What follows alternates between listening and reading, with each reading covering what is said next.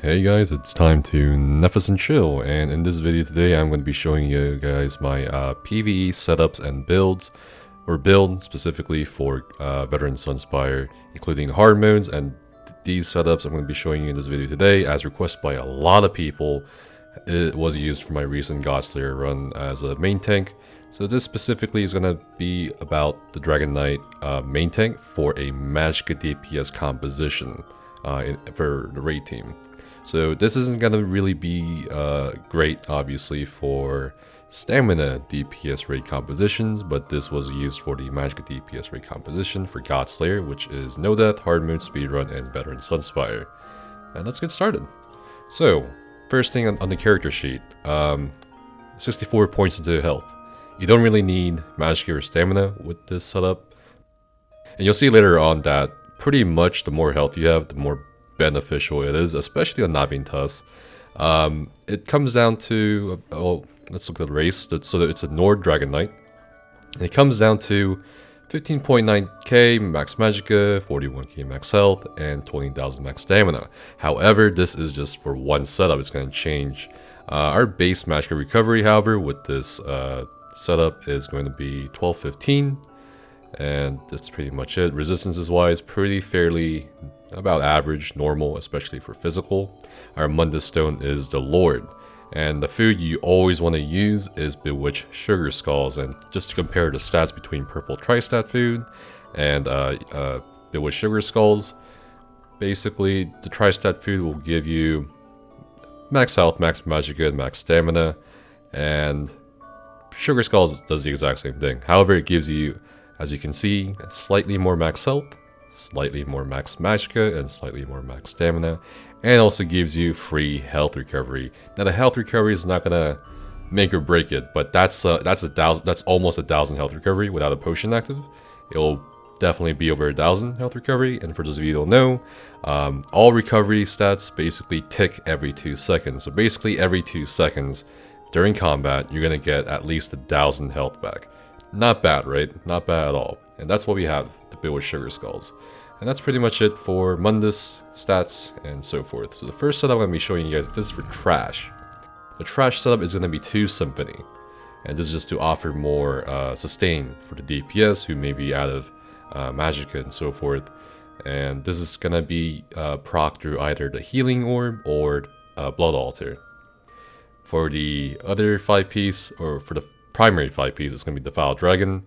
Only one tank has to wear it, so I'll be talking quite a bit about what the other sets are, what the other supports are wearing at this point too. Traits-wise, you can kind of ignore a couple of these things. You don't need reinforced on chest or pants. This is something I had because I don't have enough transmute stones. That's pretty much it.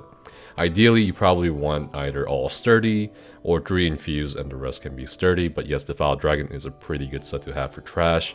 It's basically an AoE. Minor Breach / Minor Fracture, well, Minor Breach in this case for Magicka DPS.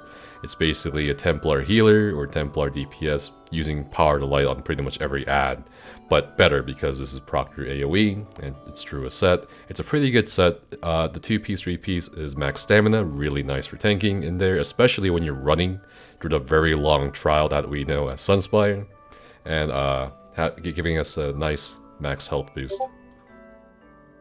For the secondary 5-piece, it's going to be Alkash. Note that the traits on the jewelry here are all swift, and this is going to be very, very essential for us to keep up with our damage dealers as a tank, or to race ahead of them, and basically make sure you're pretty much, getting the speedrun component of the trial. In terms of the traits or jewelry enchantments, it can be Magicka recovery, it can be whatever you want. Honestly, you can do like a block cost reduction, but I generally prefer Magicka recovery because it's just gonna be a nice thing to have, especially during some of the more dicier trash pulls, depending on how your group wants to do them. Dagger of Alkash or One-Hander of Alkash, Shield of Alkash, doesn't really matter, the enchantment or whatever. You can do Decisive Infused. I have the hardening enchantment on this. It's not necessary. You can do like Charged Shock enchantment with the One-Hander. You can also do poisons if you'd like. I talk about this in many other videos, so you definitely check them out. But the most important thing is definitely having either a lightning or ice staff of Alkosh. Now a lot of people ask me during my streams or on my YouTube videos that, hey, why didn't you use lightning staff to proc off balance and so forth for the mag DPS in your group? They don't really need it. They don't use the what is it, exploiter perk. They don't really put that many points to the Thaumaturge to get that perk, so you don't really need a lightning staff for a mag DPS composition for Godslayer.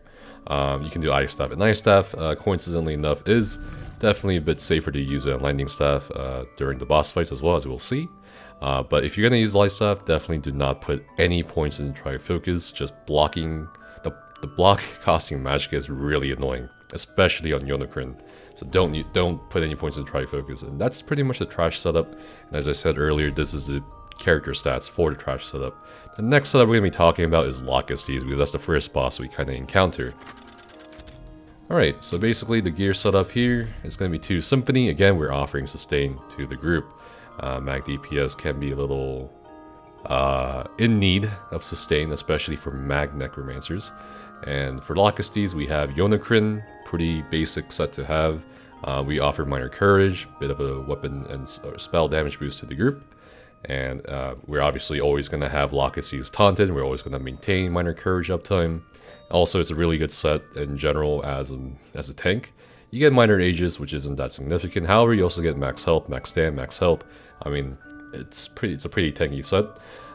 For the jewelry, for the secondary 5-piece set, we have Wormcold. So initially, I was using these old ones that were Swift, but obviously Swift is gonna not cut it for Lokkestiiz, because you are gonna be outranging Lokkestiiz and proccing the breaths to trigger Lokkestiiz's animation, so he doesn't, you know, spawn a set of ice cages or ice tombs, or just basically to ensure that from happening, you just proc the breaths. But however, you are going to be using like skills, primarily like defensive stance, which costs quite a bit of stamina, so the Swift wasn't cutting it out for me.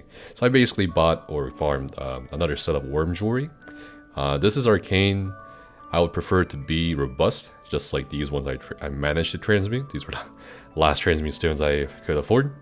And basically, we still have at least 2 robust jewelry under Wormcold set. And this is going to help us sustain, like I said, defensive stance and other things, especially during the ad phase. Note that I have stam recovery enchantments, because when you're outranging Lokkestiiz and he's throwing those bolts at you, you don't have to hold block, because defensive stance is just going to reflect everything. You can literally just heavy attack maybe a nearby ad, keep up defensive stance, and do whatever. I mean, it's pretty, so that's why we have robust jewelry, that's why we have all stam reco jewelry. And of course we have a one-hander for Wormcold, we also have a Shield of Wormcold, and we have Eye Staff of the Wormcold.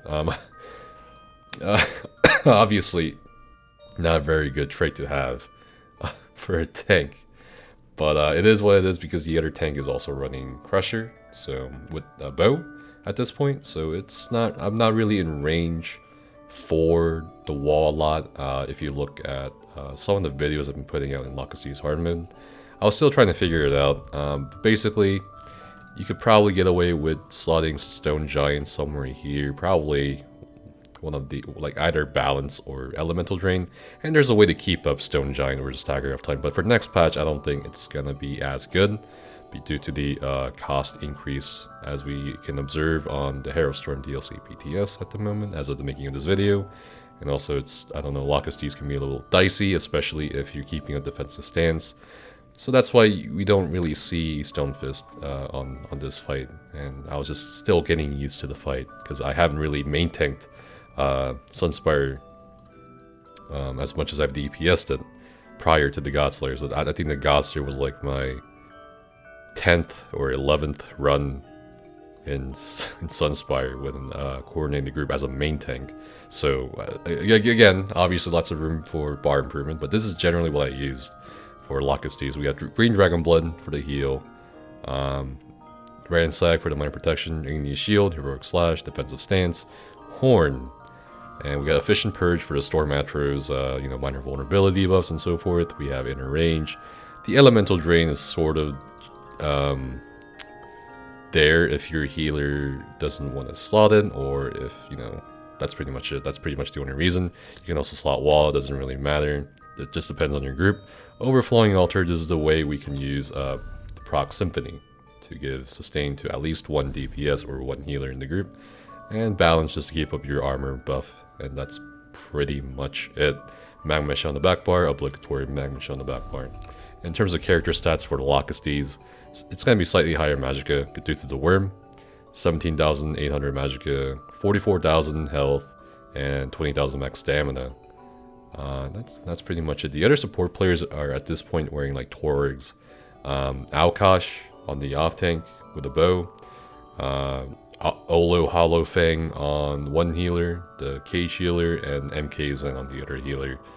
And that's pretty much it for and then you swap back to Trash after Lokkestiiz and you head down to Yolnahkriin. After you head down to Yolnahkriin, this is what you pretty much swap to. Again, we're keeping Symphony.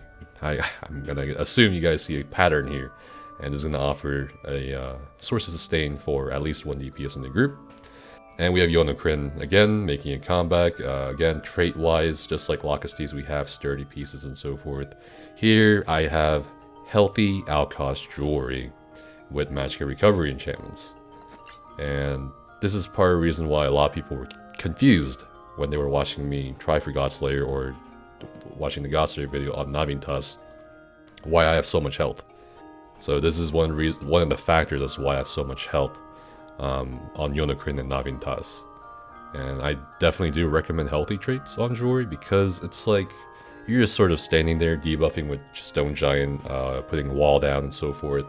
You're just kind of there to take the hits, and especially with the strat that we are using in the Yolnahkriin videos I've been posting. Like the tank, the main tank, has to go under Yolnahkriin and chain in the fire arrows, so we don't have to turn around and focus them to save some time off the fight.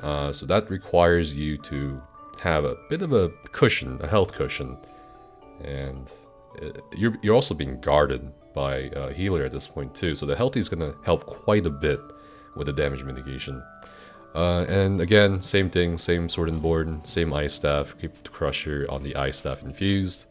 And yeah, that's pretty much it for Yolnahkriin. Nothing much to see there. In terms of character stats, we have almost 48,000 max health, and this is going to be buffed by, you know, minor toughness from Warden Healer. Max Magicka is almost 16,000. Max stamina is about 18.8 thousand. Magic recovery about the same, 1,200. And resistances wise, that's unbuffed. So just for those of you curious at what it looks like buffed, it's pretty much at cap. That's pretty insane actually. And again, we are Nords, so that helps us quite a bit in terms of mitigation. And yeah, that's pretty much it for Yolnahkriin. And then again, we kill Trash, blah blah blah, with the Trash setup, and we do Nahviintaas. Now Nahviintaas, pretty much the same stats as Yolnahkriin. Definitely can get up to about 52,000 health with this setup. We have Vykosa, and Vykosa is pretty important. I know it's kind of getting nerfed as of now on the Harrowstorm DLC by quite a bit, but currently for Dragonhold patch, Vykosa is pretty important for Nahviintaas, because you basically proc it when you're, armor shattered by his curse when he bites down on you. And this will mitigate the fire breath he does. So you always want to proc it on his fire breath when you're shattered, rather than, on anything else. You can also use it sometimes depending on what's going on for meteor phases during execute. So you can time it very well, very easily, with enough practice when the meteors come crashing down, depending on what's going on. It can potentially save a couple lives or one life. But yeah, this is a primary monster set you want to use for Nahviintaas. Now, if the nerf does go through for the Harrowstorm patch regarding Vykosa, I would probably wear something else. I don't know, like Lord Warden, Earthgore. I mean, anything can replace Vykosa. That's pretty much it. Torix pack, because we are keeping a Crusher here, and the off tank has other stuff to do in terms of statues. And the Torgs is going to be pretty nice in terms of giving us additional resistances, pretty much. Yeah, and this is going to keep up Crusher. And we do have a Yolnahkriin Lightning Staff, not an Ice Staff, because I don't have a Yolnahkriin Ice Staff ready. So again, you can do Ice Staff or Lightning Staff, whatever you have. And for the secondary 5-piece set, it's gonna be Yolnahkriin. I put 2 Magic Recovery enchants here, kinda was testing it out, and it's okay. I do have 1 block cost reduction enchantment on, because, you know, I'll be tanking ads during Nahviintaas ad phases, and it can get pretty dicey in terms of stamina management if, you know, you're using costly skills like Immovable, which I'll go over here pretty soon. Other than that, yeah, you have Decisive, One-Hander, Sturdy, Shield, but this is basically a general setup you can use post Dragonhold. And that is it. So for skills, we have Dragon Blood on the front bar. Depending on how much you trust your healer, you can swap Stone Giant with Green Dragon Blood. Oh, before I move on, pretty much this is the same exact setup, except Stone Fist is on the front bar for Yolnahkriin. So if you look at I think I forgot, excuse me. We got Stone Giant on the front bar for now, we got Chains for the Atros. Pretty much the same theme going on with Green Dragon Blood on the back bar and Overflowing Altar for Symphony. And yeah, that's pretty much it. You can easily keep up Stone Giant on Na'Vi for sure. Not sure about the Harrowstorm patch. And we got Inner Rage, Blockade of Storms, Overflowing Altar, and Immovable. Immovable is going to be your key skill to use for Nahviintaas. It's really, really nice to have during his breath. It's actually the majority of the mitigation, besides Vykosa, for his breath when your armor shattered.